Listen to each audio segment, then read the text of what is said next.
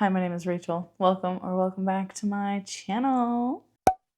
In today's video, I'm going to, oh, did you hear my voice squeak? In today's video, I'm going to go over some of the goals that I had set out for myself at the beginning of the year. And these aren't necessarily like a list of goals, but I did make a These Books Will Self Destruct video around the start of this year. And I also did make a top 10 books to read in 2025 video at the start of this year. So it's October.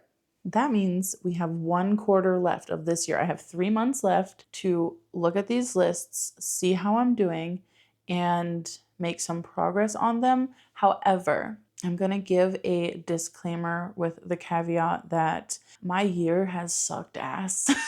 I moved from the very east coast of Virginia to the very western side of Tennessee at the end of June. And I have been living in a hotel literally for the past 61 days. I've been in this hotel for 2 months now.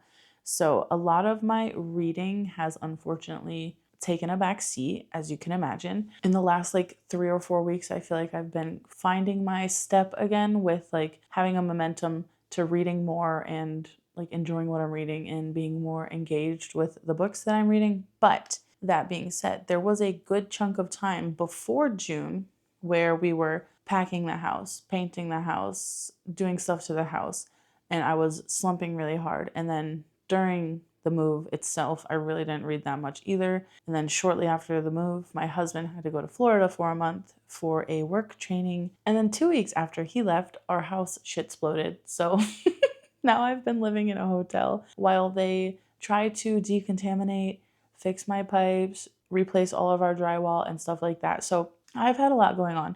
So I'm going to be lenient with myself because I know that these lists are not going to be completed. We're about to look at these 2 lists together, and I promise you it's going to be rough.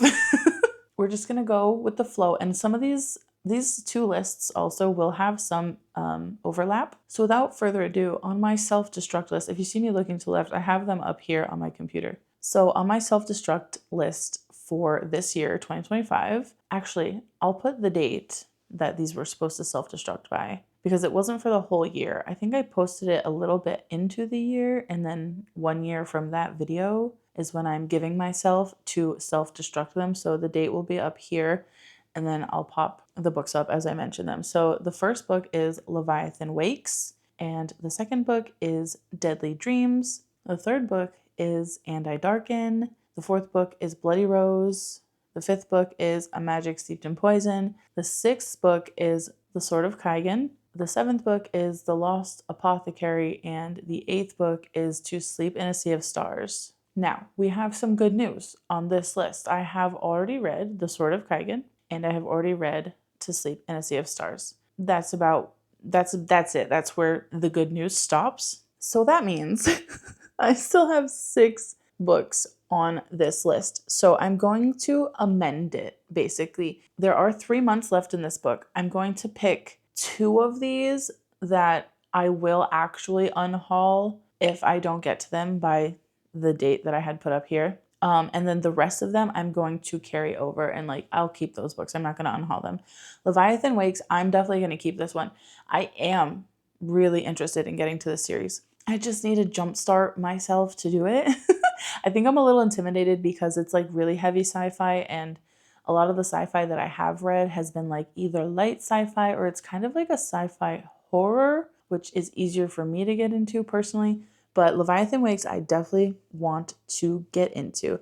Deadly Dreams as well. I will be keeping this one. This is the 3rd book in the Fortuna Sworn series, which is a self-published urban fantasy series. And I really loved the first 2 books. I did have minor issues with them, a little bit of the editing kind of was a hit or miss for me, but overall, I enjoyed the story. I enjoyed the pacing of a lot of them, and I really liked the characters. And so I'm going to keep that one. I'm definitely not going to be unhauling that one, regardless of if I get to it or not. And I Darken is one that I think I might unhaul if I don't get to that date, because I have had it for so long, and it's weird because like I loved Lucy Undying by this same author, Kirsten White. The author's Kirsten White. I don't think I said that yet, but I loved Lucy Undying so much. So like I should just read And I Darken, right? I should just hurry up and do it. So why haven't I done it yet? So I think, well, maybe that one for now. Bloody Rose, I'm going to keep that one. This is the sequel to Kings of the Wild. Now, the next two are A Magic Steeped in Poison and The Lost Apothecary. I think these are two that I probably will absolutely unhaul if I don't get to them by these dates. I don't even think I've thought of these books at all since I made this list.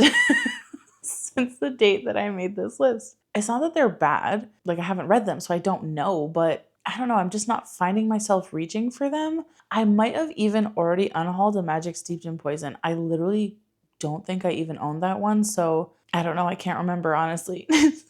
And then The Lost Apothecary, I think my friend Danny read it and she said it was like okay. I actually think the book that I have, she sent it to me. I think she read it and she was like, oh, it's just okay. Like, do you want it? Because she was going to unhaul it. And like, I feel like I would like it. I just haven't reached for it, you know? So I think I might unhaul And I Darken depending on how the rest of my year goes. It is something I want to try because I loved Lucy Undying so much.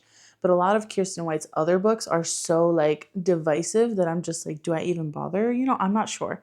And then A Magic Steeped in Poison, if I haven't unhauled it already, I will unhaul it if we get to that date and I haven't read it yet. And The Lost Apothecary, I will unhaul it if we get to that date and I haven't read it yet. So to sum up my self-destruct list, I read two of them.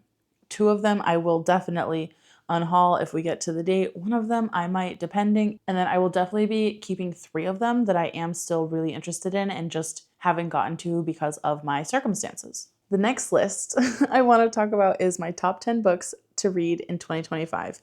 I picked 10 because a lot of people do like whatever the year is how many books they do. So they do like top 24 to read in 2024, top 25 to read in 2025. And I knew without a doubt I could not do that. I could not commit to 25 books. And I know that seems stupid because I have read way more than 25 books this year. I think I've read 60 so far. It's like the last few days of September, which is great, right? I should be able to commit to a top 25 list. I can't. I don't know what it is. I literally don't know what it is about making like a top 10 list, but for some reason it just it makes me nervous to actually go and then read those things. So I try to keep my list small to things that I am actually like really excited for and think I have a high chance to get to. Now, with that being said, this list definitely went a little bit better than my self-destruct list. So let's list it out and then we'll chat about it. Ruin by John Gwynne, Amari and the Despicable Wonders, The Last Fee Hunter, I'm Afraid You've Got Dragons, Leviathan Wakes, To Sleep in a Sea of Stars, Senlin Ascends, Bury Our Bones in the Midnight Soil, Emily Wilde's Compendium of Lost Tales, and The Incandescent. So on this list, I've read 4 of these, which is only 40%, but we're counting that as a win. I read Ruin by John Gwynne, which I read with my book club, The Reading Realm. I read Amari and the Despicable Wonders, and I read I'm Afraid You've Got Dragons, and I've read To Sleep in a Sea of Stars, which means I haven't yet gotten to The Last Fee Hunter, again, Leviathan Wakes, Senlin Ascends, Bury Our Bones in the Midnight Soil, Emily Wilde's Compendium of Lost Tales, and The Incandescent. Now, for this one, there's no like, if I don't get to these, I have to unhaul them kind of thing, like there is with the self-destruct list. However, I will say The Last Fee Hunter, I want to read it so bad, and I've almost picked it up so many times. I put it on my Draconathon TBR, I think in, what was it, March? And then that was kind of when the shit really hit the fan at my old house because we were selling our house in a very constrained time period. And we also had like a lot of paint done to the house. Yeah, so The Last Fee Hunter did not get read for that Draconathon. And Leviathan Wakes, again, I've already talked about it. I do still want to read it. Haven't gotten to it yet. Senlin Ascends is one that every time I read the synopsis of this book, I get so excited for it. And I've had it for so long. I think I've literally had this book for 7 years or 8 years at this point. The first time I heard about it, it was on Reagan's channel from Peruse Project. I'll link her down below, but it was years and years ago that I heard her talk about this book, and I bought it almost immediately after hearing her talk about it and literally haven't gotten to it yet. but I want to. It sounds really good. I don't know what it is about me. Like books that I feel really excited for and that I'm just so eager to get to end up becoming like these books that are on pedestals in my mind. And I'm like, if I read it and I don't love it, like that would be like the worst case scenario. And that would be like the end of the world for me, which makes literally no sense. It's just a book. Who cares? But again, here we are. Also, Bury Our Bones in the Midnight Soil, that just came out in the middle of this year, and that was literally like right around the time I was moving, and then I was hoping to get to it after the move. But here I am in this absolutely fucking lovely hotel. Like the hotel itself is fine. There's nothing against the hotel. Like I've just been here for 2 months. I'm just ready to fucking go home. I want to sleep in my own bed. I want to shower in my own shower.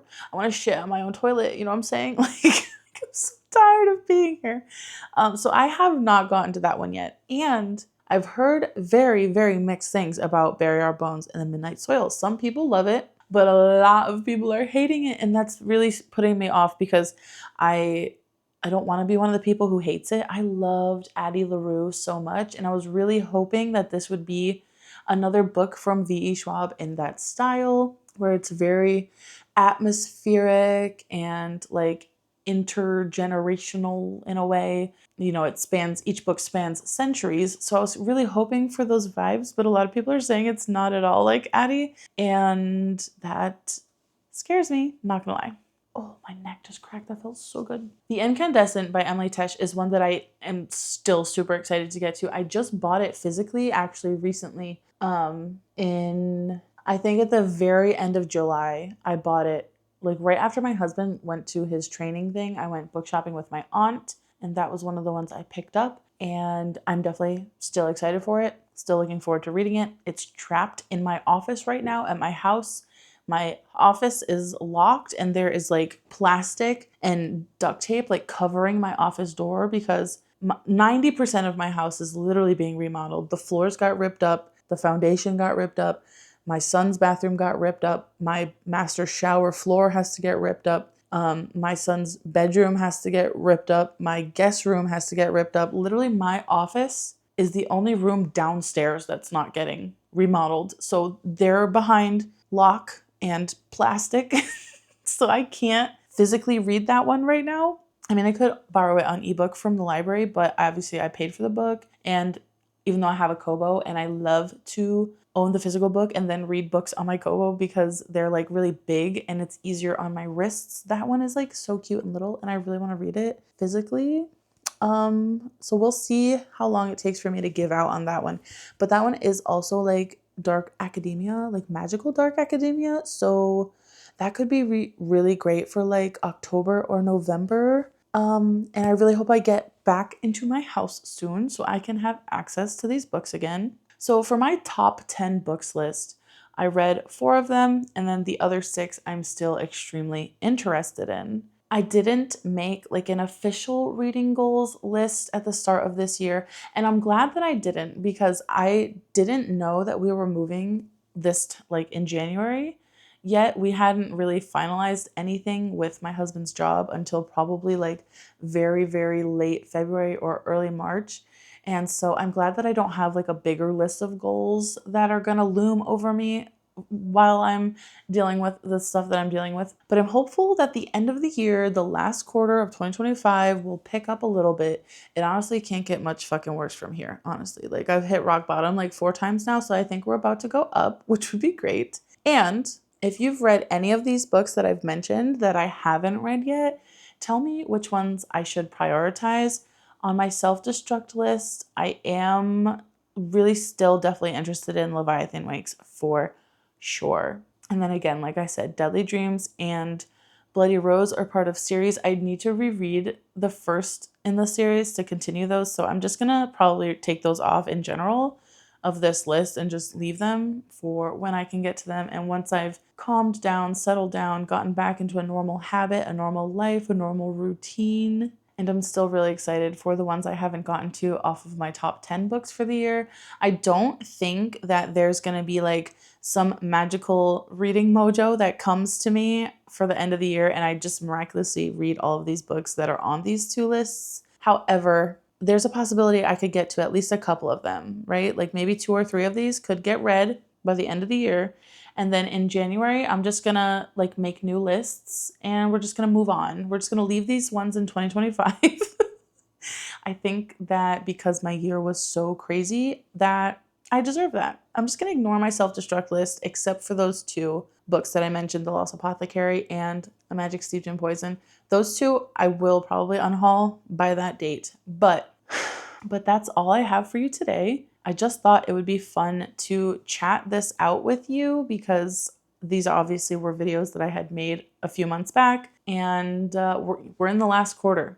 The time crunch is starting. This is also the best reading time of the year as determined by like literally everybody, because facts, it is. Cold weather is the best reading weather. So maybe my last quarter will be better than my first three. Thank you so much for watching, and if you've made it this far in the video, leave a hammer emoji for self-destruct, and I will see you in the next one. Bye!